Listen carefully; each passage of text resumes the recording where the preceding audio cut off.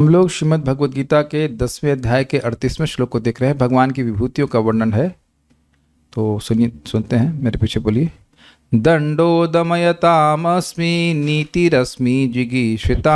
दंडो दमयतामस्मि नीतिरस्मि जिगीषताम्। मौनं चैवास्मि गुह्यानां ज्ञानं ज्ञानवतामहम्। मौनं चैवास्मि गुह्यानां ज्ञानं ज्ञानवतामहम्। दंडो दमयतामस्मि नीतिरस्मि जिगीषिता। दंडो दमयतामस्मि नीतिरस्मि जिगीषताम्। मौनं चैवास्मि गुह्यानां ज्ञानं ज्ञानवतामहम्। मौनं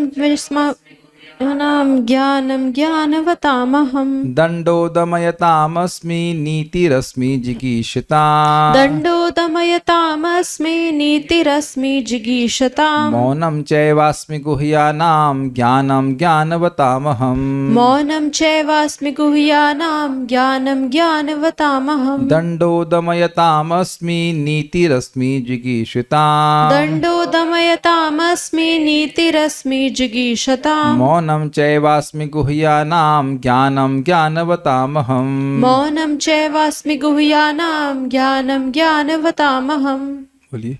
दंडो दमयतामस्मि नीतिरस्मि जिगीषताम्। दंडो दमयतामस्मि नीतिरस्मि जिगीषिता।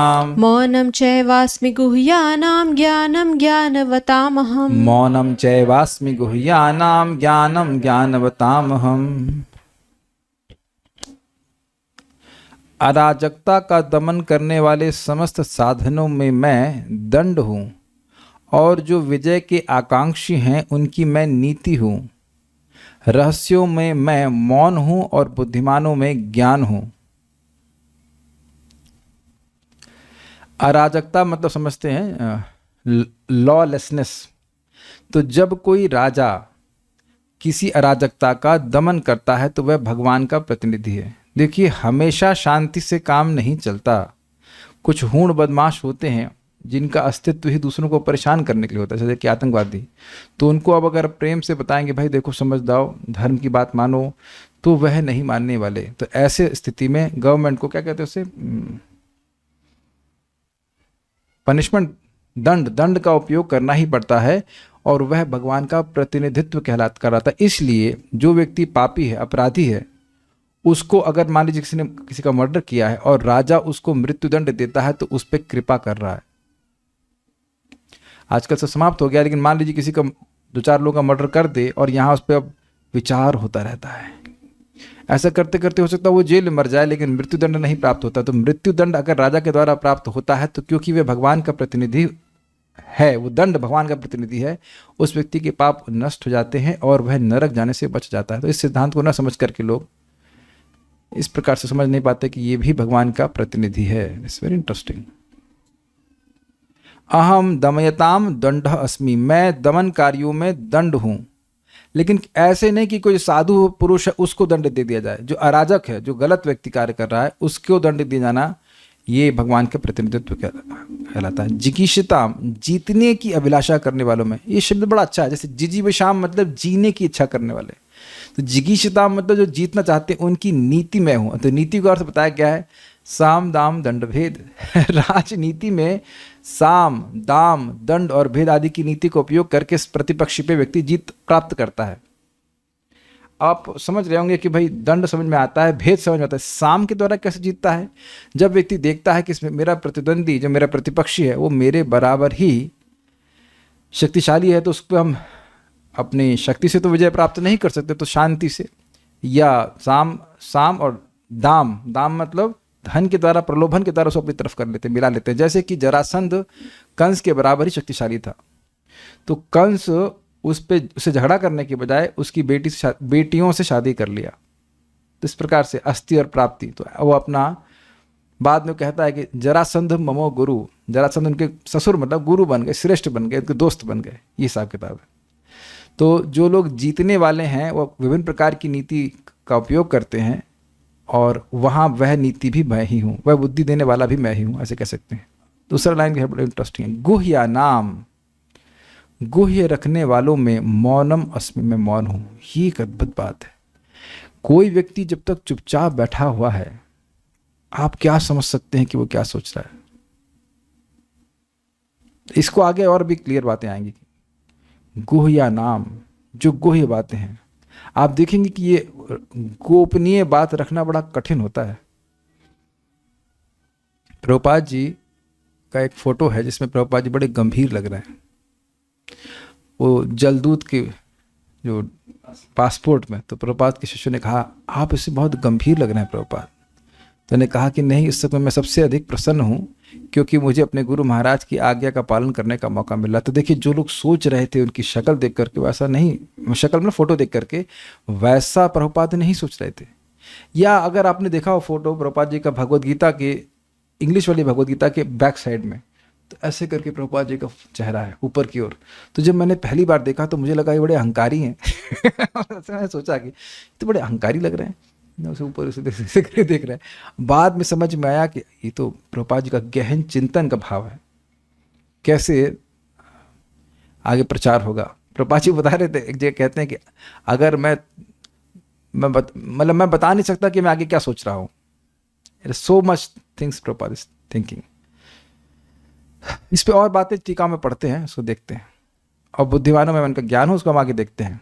श्रीधरी, दमन करने वालों का दंड मैं हूं, जिसके द्वारा असंयत भी संयत हो जाते हैं, वह दंड मेरी विभूति। अर्थात जब कभी कोई व्यक्ति साधु पुरुषों को परेशान करते हैं, वो तो पहले ही भगवान के अनुसार चल रहे हैं, उनको क्या तुम संयमन कर रहे हो? आप मेरी बात समझ रहे हैं? आजकल के देखा जाता है, देखा ही गया है कि रशिया में और अन्य स्थानों पे भक्तों को परेशान करते हैं। भाई क्यों पुलिस परेशान कर रही है? क्योंकि तुम भक्त हो, तुम हमारे संयम में नहीं चल रहे हो। अरे भाई, संयम तो धर्म के अनुसार, भगवान के अनुसार होना चाहिए ना। तो जो पहले ही भगवान के अनुसार चल रहा हो, तुम उससे क्या चलाओगे? तुम भगवान के अनुसार नहीं चल रहे हो, मतलब जो राजा लोग हैं इस तरह के। तो ऐसे नहीं, जो धर्म के अनुसार नहीं चल रहा है उनके बारे में बोल रहे हैं। ओके, जीतने की इच्छा रखने वालों की साम दाम आदि उपाय रूप नीति मैं हूं। ये भी आ गया समझ में? साम दाम दंड भेद, 4 हो गए। साम दान, दाम वो हम लोग हिंदी में बोल देते हैं, दान है एक्चुअली। साम दान दंड और भेद। दंड समझ में आता है? दंड मतलब उसको फोर्स यूज करना, और भेद मतलब पार्टी में भेद कर देना। ये ब्रिटिशर्स ने तो किया था ना, डिवाइड एंड रूल। तो ये देखिए, आप आश्चर्य करेंगे, यूपी से बड़ा नहीं है इंग्लैंड। एक आश्चर्य की बात है कि यूपी से इंग्लैंड बड़ा नहीं है और पूरे भारत पे उसने विजय प्राप्त कर ली। आश्चर्य की बात नहीं है, केवल भेद करके। तो वैसे इस तरह से वो जीते कि नहीं जीते? तो यहाँ पे बात आ जाएगी, भेद के द्वारा भी लोग जीतते हैं। अब देखते हैं, गुह्य अर्थात गोपनीय भावों को गुप्त रखने का उपाय मौन यानी ना बोलना मैं हूं। ये बड़ा रुचिकर है कि अगर आपकी बात 2 कान से 4 कान में चली गई तो बहुत सारे कानों में चली जाएगी। समझे? 2 कान आपके, आपने कोई बात सुन ली, अब वह आपने किसी को बता दिया, कहा क्या? किसी को मत बताना। तो अब 2 से हो जाएगी 6। फिर वो भी बोलेगा किसी को मत बताना। कभी आप लोग संग हुआ है जूम पे भक्तों, आप लोग संग कुछ हुआ ऐसा? और ये वो पूरा कहीं कोई आपका बहुत दूर का व्यक्ति हो, घूम करके बोलेगा अरे सुना है आपके बारे में, ये सुना है। और ये तो ये इंटरेस्टिंग है। इसीलिए कहते हैं दीवारों के भी कान होते हैं। कुछ आप बोल रहे हैं और वह मतलब गोपनीय रखना चाहते हैं, तो अगर किसी को नहीं चाहते हैं, किसी को ना मालूम चले, तो किसी को नहीं बताना चाहिए।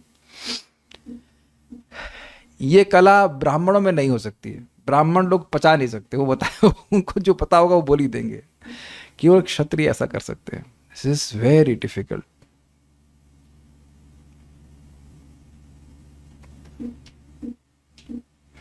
क्योंकि चुप रहने वाले का अभिप्राय जाना नहीं जाता। इस संबंध में प्रभुपाद जी एक बात सुंदर कहते हैं कि कोई व्यक्ति मूर्ख है या ज्ञानी, इस बात से पता चलता है कि वह बोलता कब है। इस बड़ी सुंदर घटना है, पता नहीं कितना सत्य है। एल्बर्ट आइंस्टीन का एक नौकर था, नौकर क्या था, ड्राइवर था। तो वह देखता था कि कैसे एल्बर्ट आइंस्टीन प्रवचन करते हैं। तो एक बार ऐसा सुना गया, पता नहीं कितना सत्य, हमको विश्वास नहीं हो रहा, लेकिन बात अच्छी स्टोरी है इस पर। तो वो एक बार इनको जगह कहीं पे जाना था प्रवचन करने के लिए आइंस्टीन को, और वह प्राय उनका प्रवचन मग लिया था, याद कर लिया था। तो कहा आप जा करके बोलिए।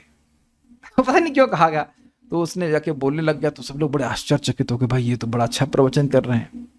तो बाद में जब किसी ने प्रश्न किया तो अब उसको विषय का तो ज्ञान था नहीं, खाली याद कर लिया था, तो कहा कि देखिए अब ये प्रश्न तो इतना आसान है कि मेरा ड्राइवर भी इसका उत्तर दे देगा। और अल्बर्ट आइंस्टीन जो ड्राइवर बने थे उनको कहा उत्तर दे दो, उन्होंने उत्तर दे दिया। लेकिन पॉइंट ये है कि जब तक व्यक्ति बोलता नहीं है तब तक उसकी बात, उसकी बुद्धि का अंदाजा नहीं लगा सकते। एक बार हमारे रिश्तेदार आए थे, एक्चुअली उनकी सास आई हुई थी, कृष्ण हॉल की बात है, हम प्रसाद में सर्विंग किए उनको, और थोड़ी देर बाद की बाद में उनको बताया कि आपकी सास की बहुत ज़्यादा बुद्धि नहीं। कहते हैं आपको कैसे पता चला? हमने कहा बस जो व्यक्ति जो बात कर रहा है उससे समझ में आ जाता है कि वो क्या बात कर रहा है, कितनी बुद्धि उसके पास। मेरी माँ बहुत अच्छी बात कहती थी, जिसके पास जितनी बुद्धि होती है वह उतना ही बोलता है। Very deep statement. आप प्राय देखो लोग खाने पीने की ही बात करते हैं, आज ये खाया, आज वहां सोए, आज यहाँ घूमे, या ये कपड़ा पहना, इत्यादि इत्यादि। एक ही बतिया सारी रतिया। भगवत गीता की बात में उन्हें कोई इंटरेस्ट नहीं होगा। This is very interesting.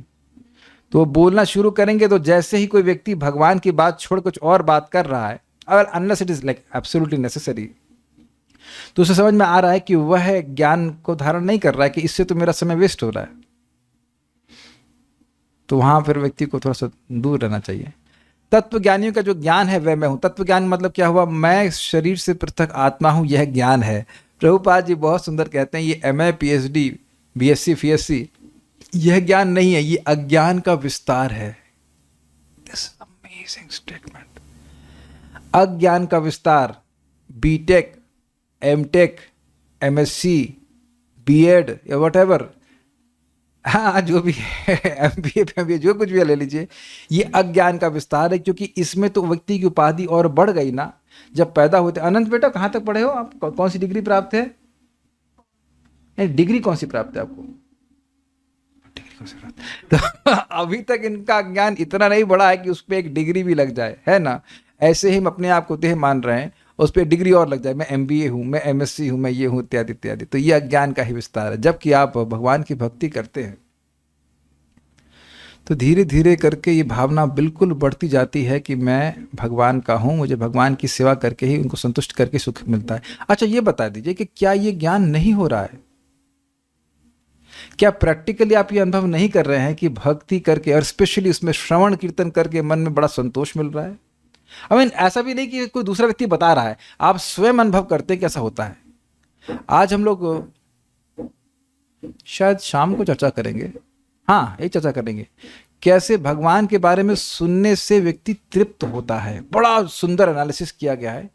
अब मेरे से तो रहा नहीं जा रहा बताया बिना, लेकिन बता देता हूँ छोटी सी बात, कि छोटी सी बात नहीं बहुत गंभीर बात है। भगवान की कथा असीमित सुख वाली है और भगवान के गुण भी असीमित हैं, तो व्यक्ति तृप्त हो ही कैसे सकता है? कुछ लॉजिक समझे आप? सुख असीमित देने वाली है। आप कहेंगे हमको असीमित सुख क्यों नहीं मिल रहा है? भाई इसलिए नहीं मिल रहा क्योंकि हमारा हृदय अशुद्ध है। लेकिन जैसे जैसे हृदय शुद्ध होता जाता है वैसे वैसे उसके सुख की अनुभूति भी बढ़ती जाती है। और भगवान के गुण कभी समाप्त नहीं होते। तो ये वाकई तत्व ज्ञान है, बाकी तो सब व्यर्थ ज्ञान है। तत्व ज्ञानी मतलब जिसको ये ज्ञान हो रहा है कि वह देह से पृथक आत्मा है, वह ज्ञान मैं हूं, भगवान कह रहे हैं। गीता भूषण टीका, दंड देने वालों के संबंध में मैं स्वयं वह दंड हूं जिससे वे सतपथ पर आ जाते हैं। ये बहुत बढ़िया बात है, बहुत बढ़िया बात है। केवल पीटने के लिए जो दंड दिया जा रहा है वह भगवान की विभूति नहीं है। इंटरेस्टिंग, जैसे कि पुलिस वाले एनकाउंटर कर देते हैं, और या हम उन पर कोई आक्षेप नहीं कर रहे हैं, लेकिन या पीट पीट के उसका भुर्ता बना दिए, लेकिन उससे क्या हुआ? ठीक हुआ। वो देखा जाए तो मतलब कोई पुलिस वाला तो नहीं यहाँ पे बुरा नहीं माना जाए, लेकिन मोस्टली ऐसा लगता है कि अपनी भड़ास निकाल रहे होते हैं, तनातन मारना शुरू करते हैं। हमारे सामने की बात है, रथ यात्रा हो रही थी जगन्नाथ की, और कोई व्यक्ति चिपकतरा होगा, उसको लिए बाल पकड़ के धाड़ धाड़ झाड़ झापड़ मार रहे, लेकिन क्या वह सुधरेगा? तो एक प्रश्न ये भी बन जाता है। तो वैसा दंड दिया जाए जिससे वह सतपथ पे आए, तो वह भगवान की विभूति है। ऐसा दंड मेरी विभूति है। विजय प्राप्त करने की इच्छा रखने वालों के संबंध में मैं नीति अर्थात न्याय हूं। एक बात यहां पे बहुत सुंदर शिक्षा की है। इस जगत में जो व्यक्ति धर्म की रक्षा करता है उसकी अंततोगत्वा जीत होती ही है। इस जीवन में, हम नाम नहीं रख रहे हैं, लेकिन कुछ लोगों को देखा गया जो बहुत तेजी से पैसा कमाने लगे, करोड़ों रुपए खर्च इकट्ठे कर लिए, लेकिन उसका आधार झूठ था और इसी जीवन में वो सारा धन उनसे छूट गया। ये देखा गया है। हम नाम नहीं रखना, इस क्लास में नाम नहीं रखना चाहते, लेकिन ऐसे कितने ही लोगों को देखा गया। मेरे एक रिश्तेदार को भी जानता हूं जो बहुत जल्दी पैसा कमाने के चक्कर में थे और कुछ सालों के अंदर सारा धन चोरी हो गया, मतलब सब लुट गया और दर दर दर की ठोकर खा कर रहे थे। अब बाद में ठीक हो गया, अलग बात है। One has to be very careful. व्यक्ति जीतने का प्रयास करे लेकिन धर्म छोड़कर करेगा तो वह जीत में स्थायित्व नहीं होगा, क्योंकि भगवान का आशीर्वाद वहां पे नहीं होगा। नेक्स्ट, ये बहुत इंटरेस्टिंग है, आप देखिए। एक्चुअली इस पूरे श्लोक में मैं सबसे ज्यादा जो महत्वपूर्ण था वो इस पॉइंट को फोकस करना चाहता हूं।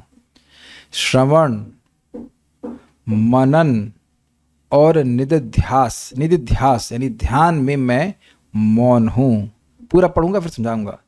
यह श्रवण और मनन से श्रेष्ठ है, क्योंकि यह अनुभूति के अंतिम लक्ष्य से अलग नहीं है। नोट, पहले श्रवण होता है, फिर मनन और फिर ध्यान, उसके बाद भगवान का साक्षात्कार, ध्यान के बाद भगवत साक्षात्कार होता है, इसलिए इसे सर्वश्रेष्ठ कहा गया है। अब ये बहुत इंटरेस्टिंग है। आप यह स्वीकार करते हैं कि श्रवण के लिए चुप रहना जरूरी है? पहले तो एक एक पॉइंट पकड़िए, क्योंकि ये हमारे पूरे जीवन को ही चेंज कर देगा। क्या श्रवण के लिए चुप रहना जरूरी है? अब देखिए, एक माता जी हमारे सामने, हम डांट नहीं रहे, आप हम पर विचार करवा रहे हैं। आपकी बच्ची जब नहीं रहती तो सुन पाती है ना आप ठीक से? अग्रीड?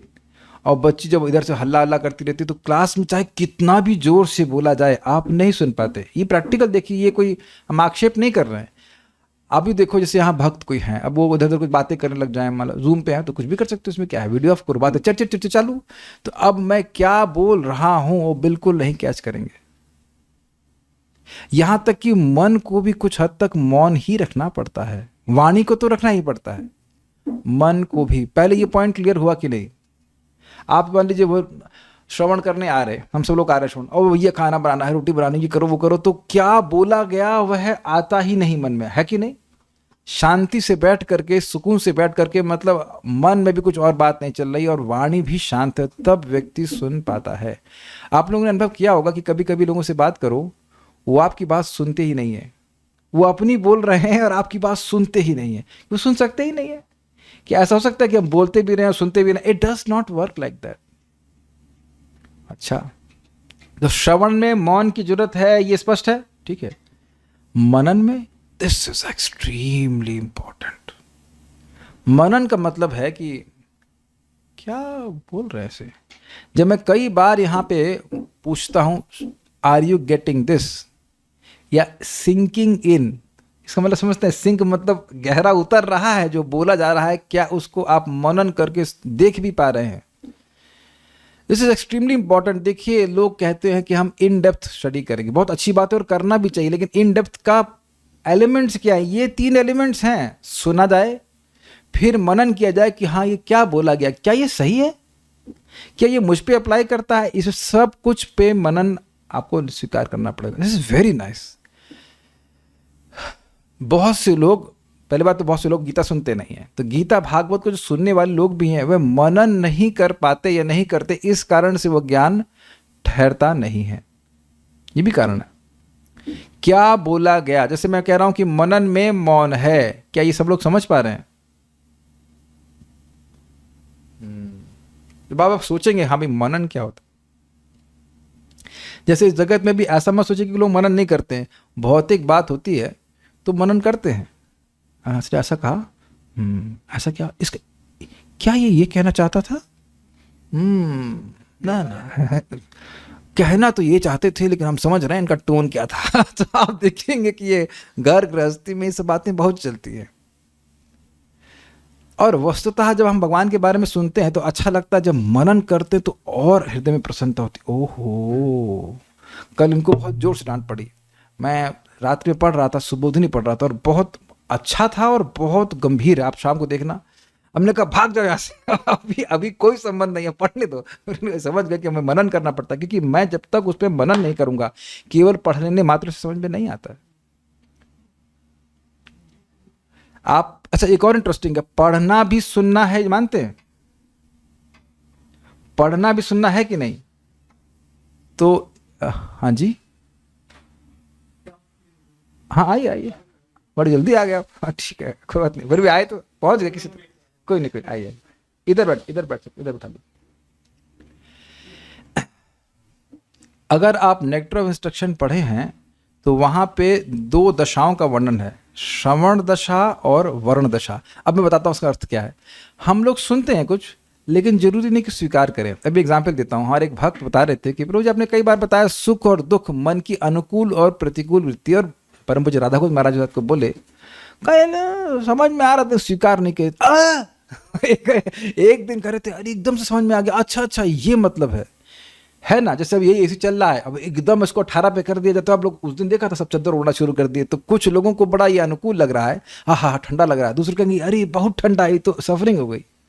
तो मन की अनुकूल और प्रतिकूल वृत्ति को हम सुख और दुख का नाम ले देते हैं, लेकिन हम सुनने के बाद जब मनन करते हैं तब देखते हैं कि हम तो इसी में फंसे हुए हैं। जैसे एक और बात बताऊं आपको, ये भक्ति रसामृत महाराज क्लास दे रहे हैं, इसमें कहते हैं माइंड कंट्रोल ऐसा कुछ था, तो बोले you should think are you managing your mind और your mind is managing you. और बाप रे क्या स्टेटमेंट है।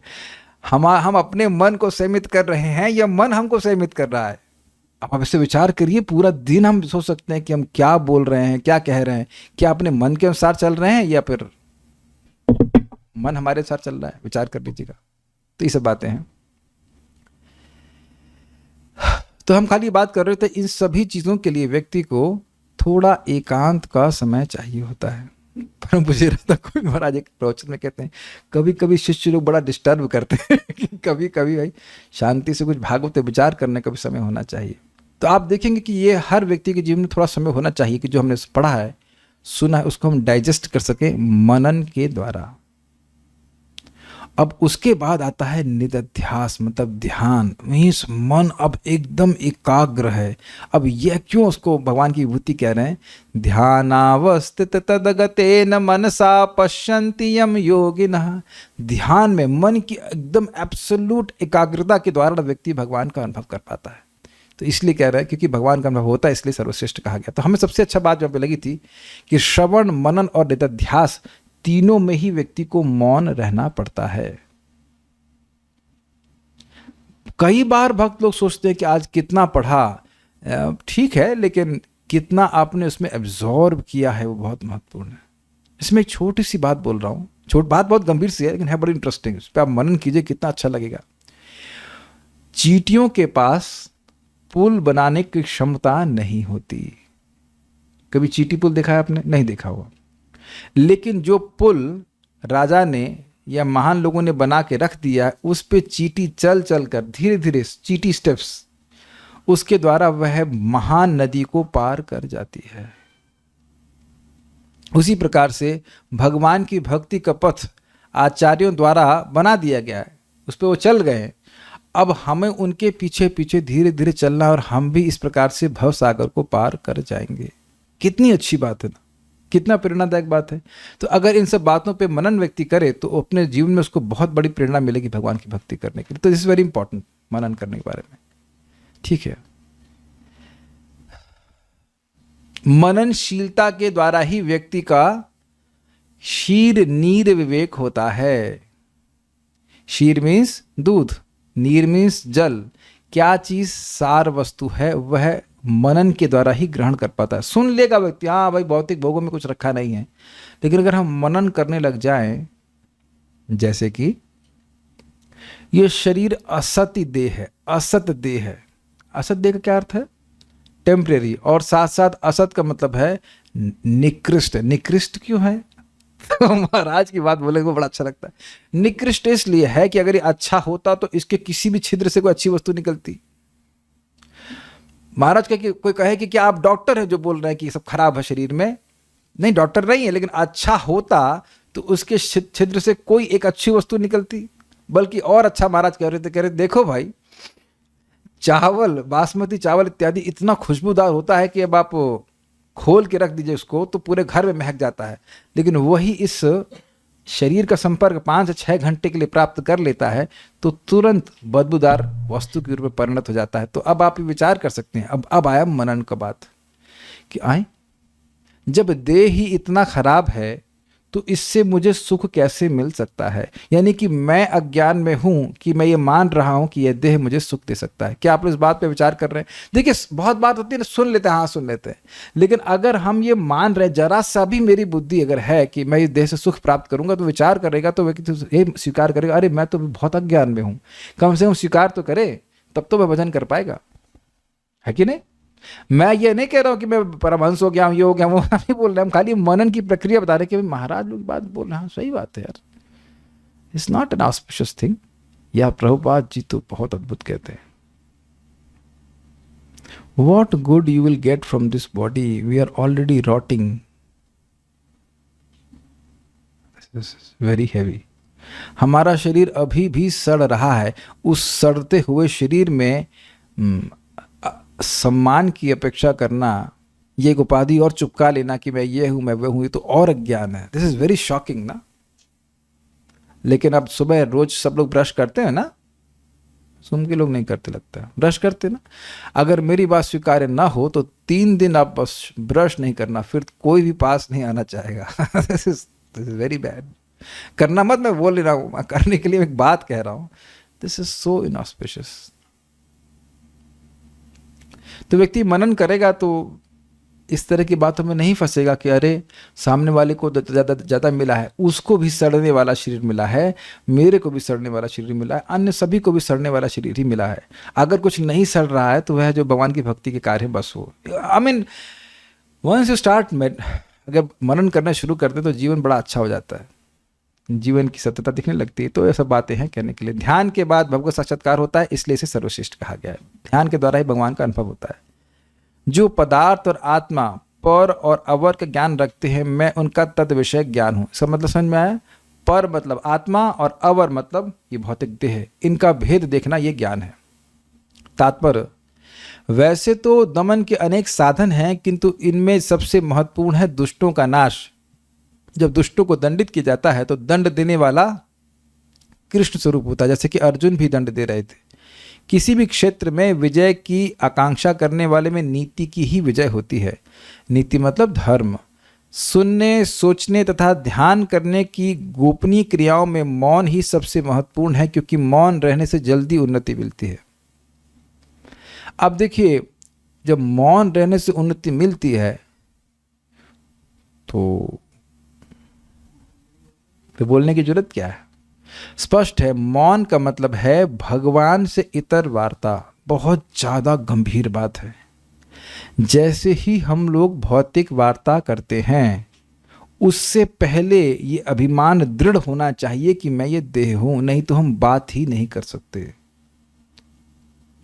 This is sinking in. अरे तुम्हारे यहाँ लड़का हुआ है, तुम्हारा ये हुआ, तुम्हारे 1000 तरह की बातें होती है। तो जैसे ही व्यक्ति का पहले तो उसके अहंकार आना चाहिए कि मैं ये देह हूं, तब कहेगा अरे ये मेरा कुर्ता देखा आपने, या वटेवर मेरा स्वेटर देखा, लिपस्टिक लगाएगी, वो लगाएगा तो नहीं लगाएगी।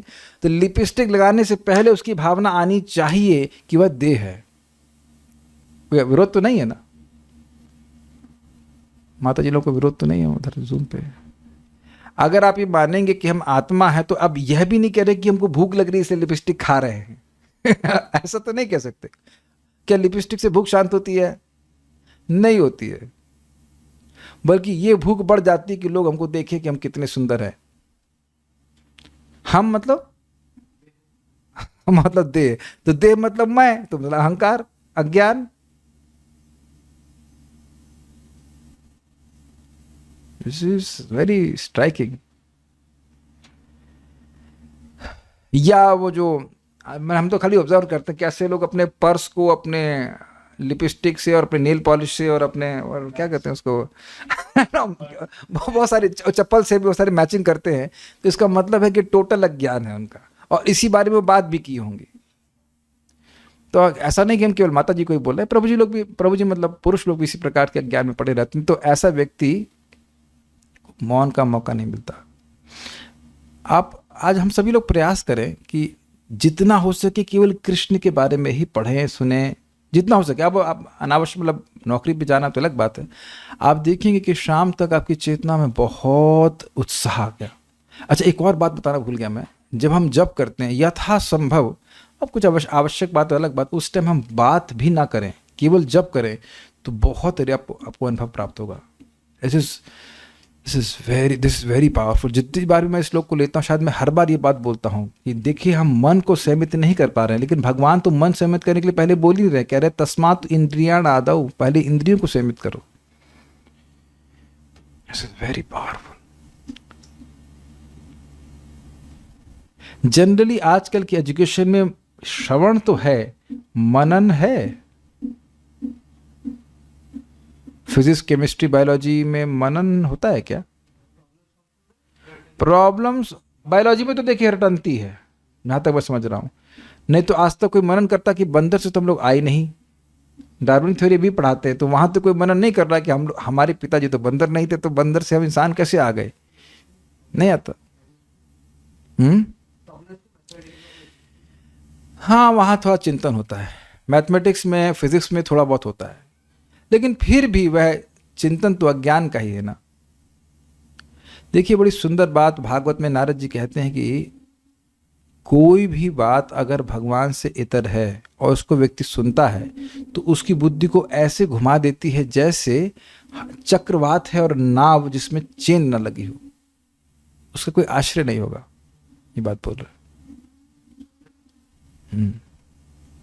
अभी हम देख रहे हैं एक भक्त को, वो लगातार बात ही कर रहे हैं क्लास में, किसी से बात कर रहे हैं ऐसे करके कॉन्स्टेंटली। तो पूछा जाए कि क्या सुना, तो मुश्किल हो जाएगा कि नहीं, है ना संतोष कृष्ण प्रभु? हो गई ना बात? पूरी हो गई क्या? आप ये देख सकते हैं कि वीडियो भी ऑन है और बात भी चल रहा है। हमको तो डांटने का मन, डांटना क्या है, तो हंसी की बात हो रही है। यही बात मैं कह रहा हूं कि सुनने के लिए आपको थोड़ा मौन रहना जरूरी है। और लेकिन अरे यह छोड़ दीजिए, आप केवल किसी से बात कर रहे हैं और 1 सेकंड के लिए आप व्हाट्सएप चेक करते हैं, उसकी बात नहीं सुनाई पड़ेगी। So powerful. आजकल हो जाता है ना कि आप टाइप भी कुछ कर रहे हैं, बात भी कर रहे हैं, हाँ क्या बोला आप?